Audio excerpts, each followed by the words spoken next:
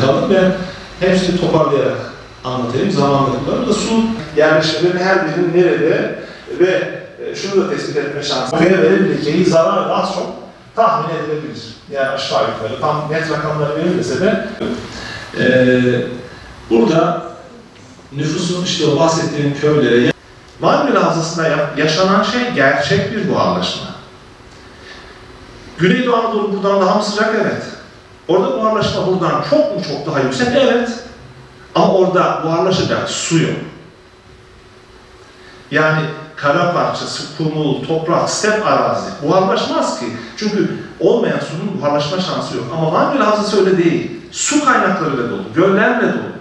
Dolayısıyla burada yaşanacak bu süreç bütün göllerin benzer işte asla arzu etmediğimiz kuruma süreciyle ya da o gölleri kaybetme süreciyle sonuçlanacak. O sürece doğru maalesef hızlı demeyelim ama bir şekilde o sürece doğru yön almış durumda bu işin üzücü tarafı.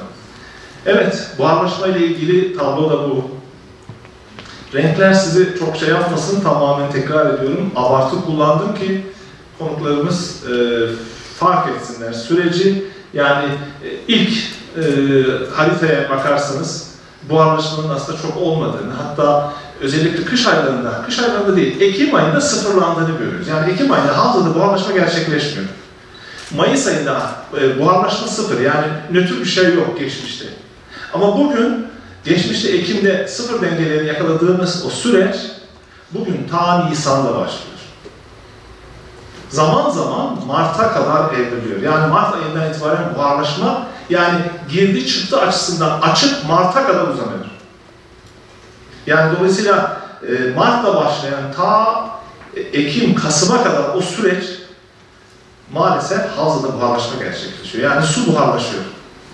Biz geçmişte Van Gölü seviyeleriyle ilgili açıklamalar yaparken hep şunu derdik. Haziran ayı maksimumlar, işte Ekim'le beraber, Kasım ayı, Ekim ayıyla beraber minimumlar yaşanır. Ama artık öyle değil. Bu süreç gittikçe uzadı. Eskiden göldeki seviye farkları 40 santim, 30 santimle ifade edilirken şimdi 1 metreye aştı. Yani dolayısıyla bütün bunlar havzadaki gerçekler. Bu süreç artık havzanın aleyhine doğru işliyor. Her birinin nerede ve şunu nüfus azaldı mı arttı mı onu da